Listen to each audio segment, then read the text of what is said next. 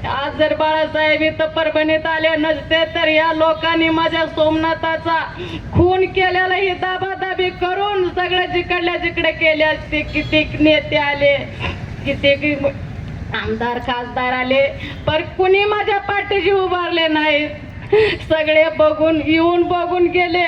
स्वतः माझे बाळासाहेब आंबेडकर साहेबांनी येऊन माझ्या पाठीशी उभा राहून स्वतः त्यांनी कोट घालून माझ्यासाठी लढाई लढत्यात. मला या कुठल्या सरकारावर विश्वास नाही, कुठल्या पोलीस प्रशासनावर विश्वास नाही.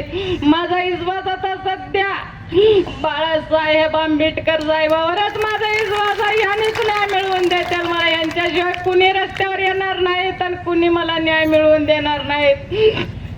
ऐकू वाटत नाही परभणीची घटना, मला ऐकू वाटत. माझ्या माता आणि बहिणींना, माझ्या बंधू भावांना किती त्रास दिला त्या पोलीस प्रशासनाने. यांना कोंबीन ऑपरेशन करायचं, यांना कुणी आदेश दिला?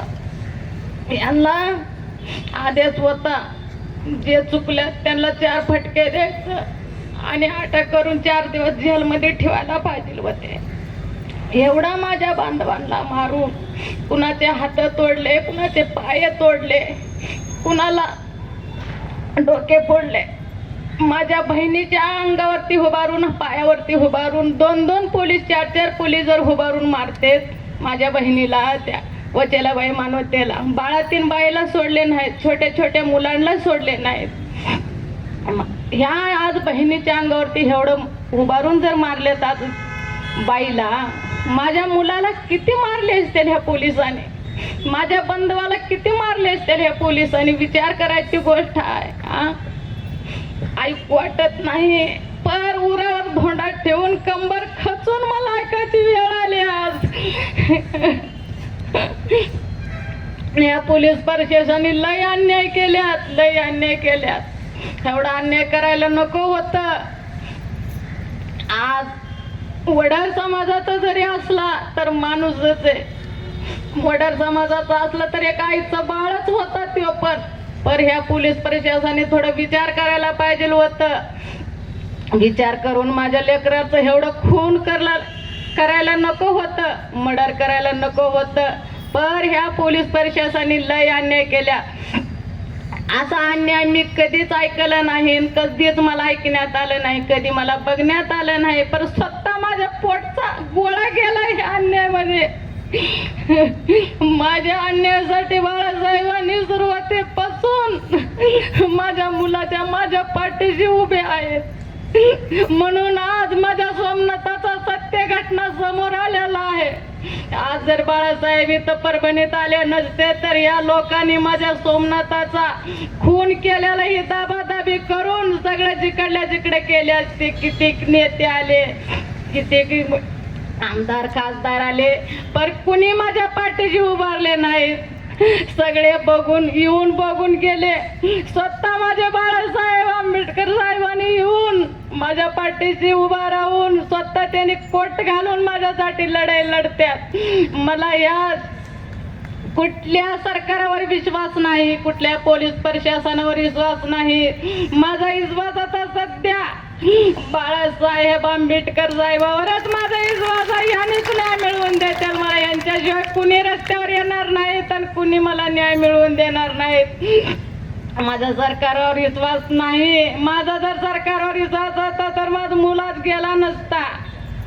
यांची करती विभूती चुकलेल्याला थोडं अटक करायचं, मारायचं, पण एवढं अन्याय करायचं नव्हतं. यांना कुणी आदेश दिलं? ह्यांना कोंबीन ऑपरेशनचं कुणी आदेश दिलं? ह्यांनी कसं उचलले? माझ्या लहान लहान बहिणीवाला उचलले, भावांना उचलले. ह्यांना काही दया आली नाही. हे पोलीस होते का कुठले राक्षस होते? हे पोलीस नव्हते. एक राक्षस पैदा झाले ह्या परभणीमध्ये, म्हणून माझ्या मुलाचा आज बळी गेलाय. मला ज्या पोलिसांनी मारलेत, किती पोलीस आहेत, ह्याच्यामध्ये किती गुन्हेगार आहेत, त्यांना सजा व्हायलाच पाहिजे. त्यांना फाशीची शिक्षा झालीच पाहिजे. तेव्हाच हे आंदोलन, हे मार थांबल. तोपर्यंत थांबणार नाही. असं करायला नको होतं. एवढं अन्याय केले ह्या पोलीस लोकांनी, लय अन्याय केले. आज बळी घ्यायचं म्हणलं तर एक सोमनाथाचं बळी घेतले. आजू असे किती सोमनाथाचं बळी घेणार होते ह्याने. ह्या परभणीमध्ये सुजेतदादा आले तेव्हा कोमीन ऑपरेशन थांबलं. साहेबांनी तिकडून फोन केले तेव्हा कोमीन ऑपरेशन थांबलं. नाहीतर कुण्याच आमदार खासदारांनी थांबवलं नाही. सगळे बघत बसले तेव्हा हे साहेबांनी तिकडून फोन केले तिकडं मंत्री साहेबाला हे कोमीन ऑपरेशन बंद करा म्हणून. तेव्हा हे कोमीन ऑपरेशन बंद केले. ह्याच्यातून एवढे लोक वाचले, नाहीतर हे किती जणांचे बळी घेतले असते की. आता मला एकच म्हणणं आहे, आता सुजित दादा आल्यात ह्या परभणीच्या घटनेसाठी त्यांना फार वाईट वाटतं. असं व्हायला नको होतं, पण त्यांना लय वाईट दुःख झाले. मला झालं नाही दुःख, साऱ्या देशाला झाले, साऱ्या जनतेला झाले सोमनाथाचं दुःख. मला न्याय मिळवून द्या त्याला, तर आंबेडकर परिवारातून न्याय मिळवून द्या त्याला. याच्याशिवाय मला कोणीच न्याय मिळवून देणार नाहीत मला.